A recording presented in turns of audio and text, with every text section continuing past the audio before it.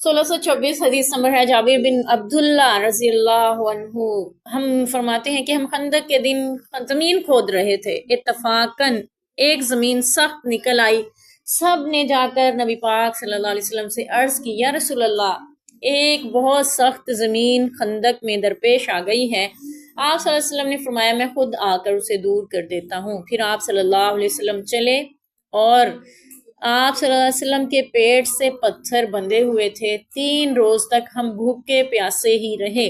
آپ صلی اللہ علیہ وسلم نے آ کر زمین پر کدال ماری، کدال مارتے ہی وہ زمین ریزہ ریزہ ہو گئی۔ جابر بن عبداللہ رضی اللہ عنہ وہی ہیں جنہوں نے خندق میں میرے نبی کے پیٹ پہ بندھے ہوئے پتھر دیکھے تھے تو گھر میں دعوت کھانے کی رکھتی تھی کہ اللہ کے رسول میرے گھر میں کھانا ہے، کھا لیں۔ آ کے بیوی سے کہا تھا کچھ کھانے کو ہے، تو اس نے کہا تھوڑا سا کھانا گھر والوں کے لیے رکھا ہوا ہے، جو پڑے ہیں۔ کہنے لگے بکری ذبح کر لیتے ہیں، تو جلدی سے سالن تیار کیا، ہنڈیا تیار کر آگے نبی پاک سے عرض کیا اللہ کے رسول آپ ہمارے گھر کھانا کھائیں۔ اب نبی پاک سے نا یہ بھی تو کر سکتے تھے کہ سارے جا کے جائیں، آپ صلی اللہ علیہ وسلم جاتے کھانا کھاتے، لیکن آپ نے اعلان فرما دیا کہ جابر کے گھر دعوت ہے۔ جابر رضی اللہ عنہ گھبرا گئے، اللہ کے رسول کھانا تو پہلے تھوڑا سا میں کیا کروں، یعنی کھانے کا پیغام جب آیا آپ صلی اللہ علیہ وسلم نے سب میں اعلان کر دیا تو یہ گھبرا گئے۔ تو بیوی کہنے لگی کہ پریشان کیوں ہوتے ہیں، جو لے کے آ رہے ہیں وہ ایسے تھوڑی لا رہے ہیں، اللہ کے رسول لا رہے ہیں نا، کوئی اور شخص تھوڑی۔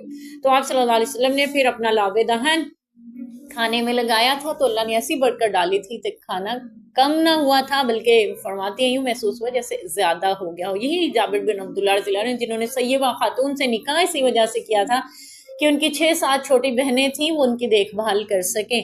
تو نبی پاک صلی اللہ علیہ وسلم سے ان کو بڑی محبت تھی، نبی پاک کو بھی ان سے بڑی محبت تھی، کیونکہ یہ ام سلمہ رضی اللہ عنہ کے 2 شریک بھائی بھی تھے، یعنی سالہ لگتے تھے رشتے میں، نبی پاک صلی اللہ علیہ وسلم ان کے بہنوئی تھے، تو یہ بھی رشتہ تھا۔ اور اہم بات یہ ہے کہ وہی ہیں جنہوں نے نکاح کیا تھا اور نبی پاک ان کی نکاح میں شریک نہیں ہوئے تھے، یعنی آپ صلی اللہ علیہ وسلم کو بلایا ہی نہیں تھا، انہیں کوئی اہم چیز لگی ہی نہیں تھی نکاح۔ جیسے ہمارے یہاں ہوتا ہے کوئی بلایا نہیں ہے تو بس ہم ناراض ہو گئے، آپ صلی اللہ علیہ وسلم ناراض بھی نہیں ہوئے بلکہ اس سے دلجوئی فرما رہے ہیں، اور فرما رہے تھے کہ تم کسی کماری سے نکاح کرتے۔ تو بہرحال جابر بن عبداللہ رضی اللہ عنہ کی نبی پاک صلی اللہ علیہ وسلم ان سے ذاتی تعلق بھی تھا، رشتہ داری بھی تھی، محبت بھی بہت تھی کہ جب ان کے والد جنگ احد میں شہید ہوئے تھے ان کی لاش کو کپڑے میں باندھ کے لایا گیا تھا، اس قدر ٹکڑوں میں بانٹ دیا تھا قریش نے، مشرکین مکہ نے ان کے مسئلہ کر کے لاش کو۔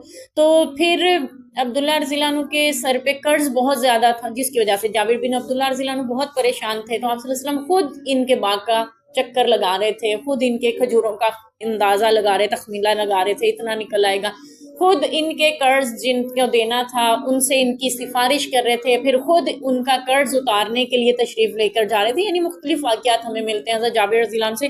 تو یہ خندق کے دن فرماتے ہیں کہ ہم زمین کھود رہے تھے تو ایک چٹان آ گئی، بہت سخت تھی، اور تمام صحابہ کرام اس کو کھودنے توڑنے کی کوشش کر لیکن ٹوٹ نہیں رہی تھی۔ تو نبی پاک صلی اللہ علیہ وسلم خود تشریف لائے اور آپ نے کدال سے 3 ضربیں لگائیں دوسری روایات کے مطابق، اور اللہ تعالیٰ نے اس چٹان کو ٹکڑے ٹکڑے کر دیا۔ آپ صلی اللہ علیہ وسلم کی ضرب سے وہ چٹان ریزہ ریزہ ہو گئی، یعنی زمین جو تھی یہاں پہ لکھا ہوا ہے کہ وہ مارتے ہی نرم ہو گئی، ایسے بکھر گئی جیسے ریت ہوتا ہے۔ تو بہرحال نبی پاک صلی اللہ علیہ وسلم کی ضرب تھی، ٹھیک ہے۔ اللہ نے اپنے انبیاء اکرام کو یہ خاصہ عنایت فرمایا ہے کہ باقی لوگوں کی نسبت 10 گنا زیادہ طاقت نبی میں ہوتی ہے، اور ہمارے نبی پاک صلی اللہ علیہ وسلم امام الانبیاء ہیں، تو باقی انبیاء کی نسبت ان نبی پاک صلی اللہ علیہ وسلم کے متعلق 80 مردوں سے بھی زیادہ طاقت کی بات بھی ملتی ہے، بلکہ یہ بھی آتا ہے کہ ایک شخص جو 1000 کے مقابلے میں اکیلا بہادر سمجھا جاتا تھا کہ وہ اکیلا کافی ہو جاتا ہے،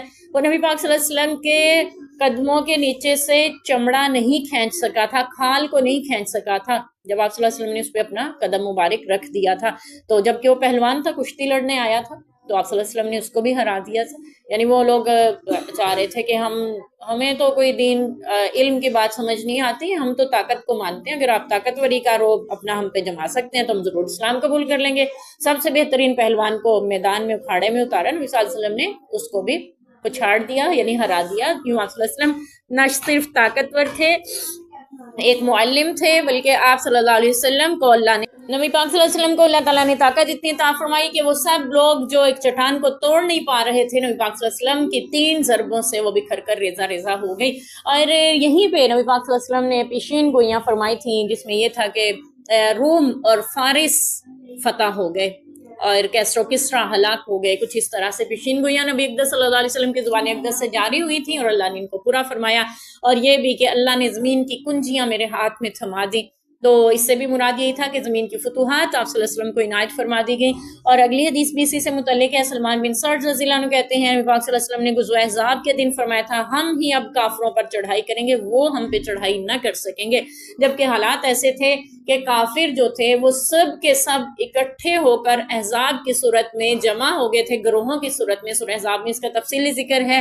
اور کافر اتنی بڑی تعداد کے ساتھ مسلمانوں پر چڑھائی کرنے آئے تھے اور منافقوں کو بھی ساتھ ملا لیا تھا کہ وہ بھی مسلمانوں کے پہ جو ہے وار کریں گے. اور دوسری طرف یہود بھی ساتھ مل گئے تھے.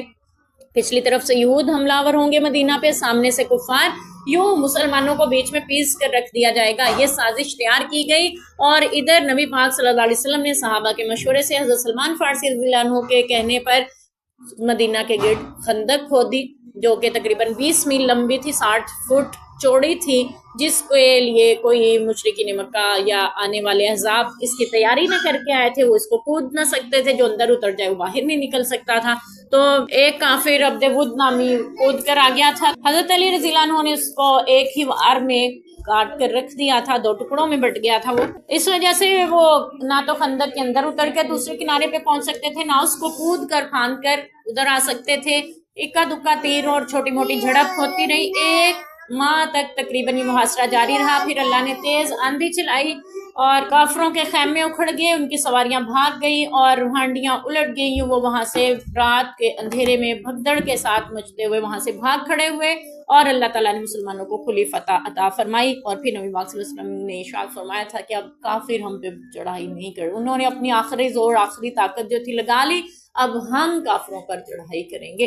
اور پھر نبی پاک صلی اللہ علیہ وسلم کی پیشین گوئی پوری ہوئی. اور اللہ تعالیٰ نے اگلی حدیث بھی غزوہ خندق سے متعلق ہی ہے. ابو ہریرہ رضی اللہ عنہ فرماتے ہیں، حدیث نمبر ہے 1628، کہ نبی پاک صلی اللہ علیہ وسلم نے فرمایا تھا اللہ کے سوا کوئی معبود نہیں، یعنی آپ صلی اللہ علیہ وسلم یہ ارشاد فرمایا تھے لا الہ الا اللہ وحدہ اعز جندہ ونصر عبدہ وغلب الاحزاب وحدہ فلا شیء بعدہ، کہ اللہ کے سوا کوئی معبود نہیں، وہ اکیلا ہے جس نے اپنی فوج یعنی مسلمانوں کو غالب کیا، اپنے بندے یعنی محمد صلی اللہ علیہ وسلم کی مدد فرمائی اور کفار کو اس اکیلے نے ہی مغلوب کیا. اللہ کے نبی اللہ کی بڑائی بیان کر رہے تھے، یہ نہیں کہہ رہے تھے کہ ہم نے بڑی طاقت لگائی، ہم دن رات ایک کیا اور دیکھیں ہم نے کافروں کو 1 انچ آگے بڑھنے نہیں دیا. کیا کہہ رہے ہیں نبی پاک صلی اللہ علیہ وسلم؟ اللہ نے اکیلے نے مدد کی اور ایسی مدد کی اکیلے نے کافروں کو مغلوب کر دیا.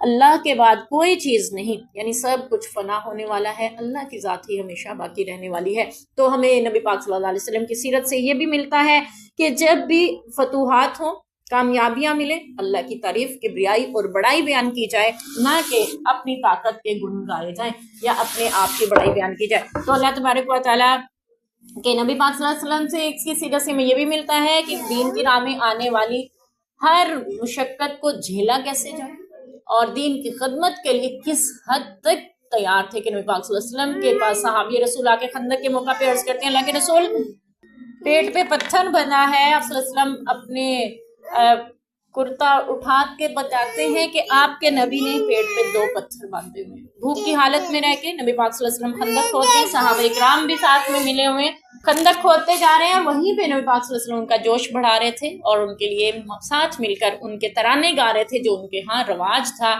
کہ ہم وہ ہیں جنہوں نے محمد صلی اللہ علیہ وسلم کے ہاتھ پر موت تک جہاد کی بیعت کیا. نحن الذین بایعوا محمد علی الجہاد ما بقینا ابدا. اور کہیں نبی پاک صلی اللہ علیہ وسلم ان کے لیے دعائیں فرما رہے تھے کہ اللہ مہاجرین اور انصار کو بخش دے.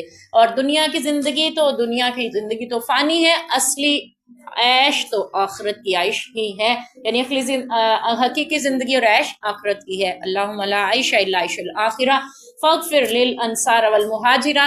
یہ نبی پاک صلی اللہ علیہ وسلم کے اشعار تھے وہاں پہ جس صحابہ کا جوش ایمانی بڑھا رہے تھے. 3 دن تک بھوکے پیاسے رہ کر خندق کھودی جا رہی تھی، کوئی بھی اس میں پیچھے نہیں ہٹ رہا تھا، بلکہ ایسی یہ ایک تدبیر اللہ نے اپنے نبی کو عنایت فرمائی جس